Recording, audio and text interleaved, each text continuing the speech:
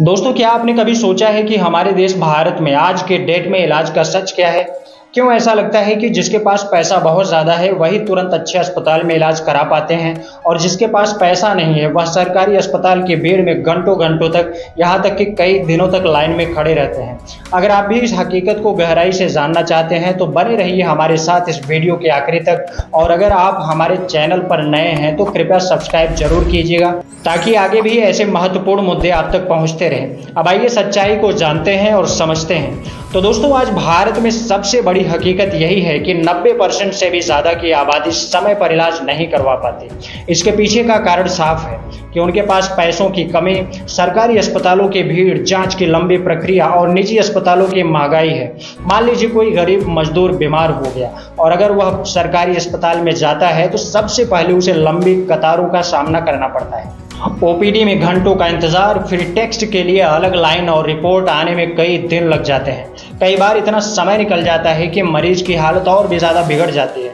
वहीं अगर यही मरीज अमीर होता तो सीधे प्राइवेट हॉस्पिटल में भर्ती हो जाता, तुरंत टेस्ट होते और इलाज शुरू हो जाता।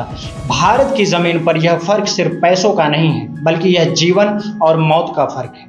सोच करके देखिए कि जब कोई मरीज इलाज मिलने से पहले ही दम तोड़ दे तो वह सिर्फ एक मौत नहीं होती बल्कि उसका पूरा परिवार उजड़ जाता है। और आज हमारे देश में हॉस्पिटल के बाहर अक्सर ऐसा देखने को हमें मिलता है। आपको जान करके ताज्जुब होगा कि आज भी हमारे देश में जेब से किया गया स्वास्थ्य के ऊपर खर्च बहुत ज़्यादा है। मतलब अगर आपके घर में कोई गंभीर बीमारी आ जाए तो दवाई, टेस्ट और अस्पताल के खर्चे सीधे आपकी जेब से ही निकालने होंगे।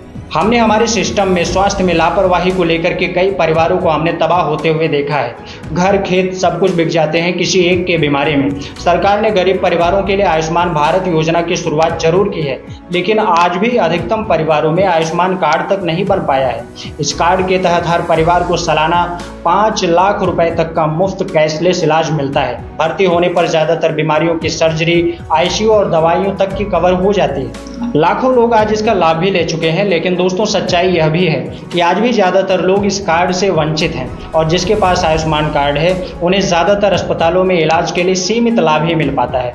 यानी कि रोज़ की दवाइयाँ, साधारण टेस्ट या छोटी बीमारियों का ओपीडी खर्च अब भी जेब से ही करना पड़ता है। यही कारण है कि गरीब परिवार अक्सर शुरुआती स्टेज पर इलाज को टालते हैं और ज़्यादा सीरियस होने के बाद ही अस्पताल में भर्ती होते हैं, पहुँचते हैं।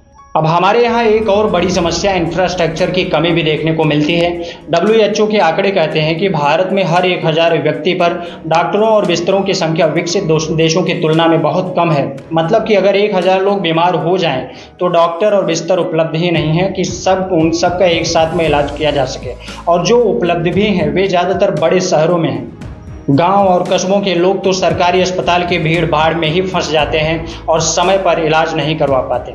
देश में स्वास्थ्य को लेकर के इतनी परेशानियों की अगर समाधान की बात करें तो सबसे पहला कदम सरकारी स्वास्थ्य पर खर्च को और भी ज़्यादा बढ़ाना होगा। भारत में वित्त मंत्रालय ने वित्तीय वर्ष 2025-26 के लिए स्वास्थ्य एवं परिवार कल्याण मंत्रालय को लगभग 1 लाख करोड़ रुपए का आवंटन किया है, जो एक बहुत छोटा सा हिस्सा माना जाता है स्वास्थ्य के ऊपर। अगर इस खर्च को और भी ज़्यादा बढ़ाया जाए तो नए अस्पताल, ज़्यादा डॉक्टर और सस्ती दवाइयाँ उपलब्ध कराई जा सकती हैं। दूसरा कदम यह होना चाहिए कि बीमा योजनाओं को और भी ज़्यादा मजबूत करना होगा।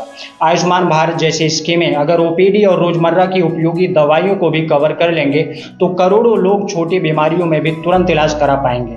तीसरा सबसे बड़ा कदम यह होना चाहिए कि जन औषधि केंद्र और सस्ती दवाओं का नेटवर्क हर गली मोहल्ले तक फैलाना होगा, क्योंकि आज भी कई जगह से दवाइयां बाजार से खरीदनी पड़ती हैं जिनकी कीमत बहुत ज़्यादा होती है।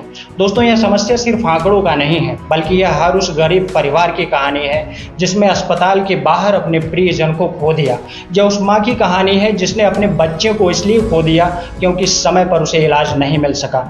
अब ज़रूरत है तो बदलाव करने की, लेकिन वर्तमान में स्वास्थ्य के क्षेत्र में बहुत बदलाव भी हुए हैं। आयुष्मान भारत योजना, नए हेल्थ और वेलनेस सेंटर का बनना और जन औषधि स्टोर से सस्ती दवाइयाँ मिलना, ये सब जरूरी बदलाव हुए हैं, लेकिन अभी भी सफ़र बहुत ज़्यादा लंबा है। और जब तक हमारे देश में स्वास्थ्य को प्राथमिकता नहीं दी जाएगी तब तक आम जनता का दर्द कम नहीं होगा। तो दोस्तों, अगली बार जब भी आप सोचें कि स्वास्थ्य सिर्फ एक सुविधा है तो याद रखिएगा कि यह हर नागरिक का मौलिक अधिकार है। वैसे आपका क्या मानना है कि भारत में गरीब और अमीर के बीच इलाज का यह फ़र्क कभी खत्म हो पाएगा?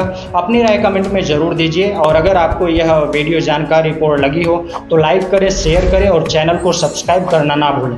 तो मिलते हैं नेक्स्ट वीडियो में किसी नए टॉपिक के साथ, तब तक के लिए इजाज़त चाहूँगा। जय हिंद, जय भारत।